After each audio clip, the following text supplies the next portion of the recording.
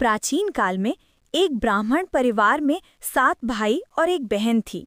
उस बहन का नाम था करवा। करवा अपने भाइयों की लाडली थी। करवा चौथ के दिन उसने व्रत रखा और निर्जला रहकर भगवान शिव पार्वती की पूजा की। शाम तक भूख प्यास से व्याकुल होकर वह चंद्रमा के दर्शन की प्रतीक्षा करने लगी। उसके छोटे भाइयों से बहन की तकलीफ देखी नहीं गई। उन्होंने एक चाल चली। उन्होंने एक पेड़ के पीछे दीपक जलाकर छल से कहा, देखो बहन, चांद निकल आया है, अब तुम व्रत तोड़ दो। बहन ने भाइयों की बात मानकर पानी पी लिया, परंतु ऐसा करते ही उसका पति बेहोश होकर गिर पड़ा। करवा घबरा गई।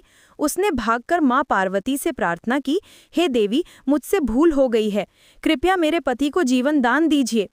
मां पार्वती प्रकट हुई और बोली, करवा, तुम्हारे भाइयों ने छल किया है, तुम्हारा व्रत अधूरा रह गया है।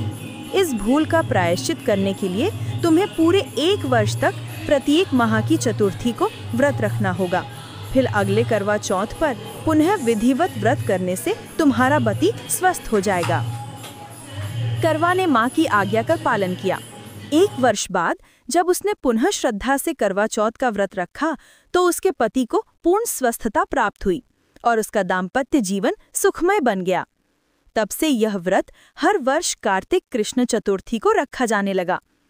कहते हैं कि जिस स्त्री का मन, वचन और कर्म व्रत के दिन पूर्ण संयमित रहता है, उसे अखंड सौभाग्य की प्राप्ति होती है।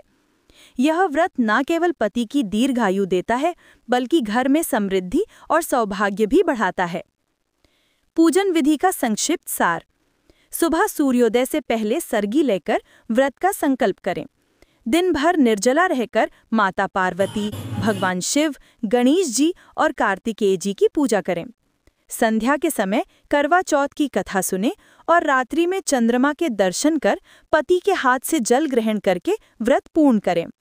फल। माँ गौरी की कृपा से स्त्रियों को अखंड सौभाग्य, सुखी वैवाहिक जीवन और पति की दीर्घायु का वरदान प्राप्त होता है। जो श्रद्धा और विश्वास से यह व्रत करती है, उसके जीवन में प्रेम और स्थिरता सदा बनी रहती है।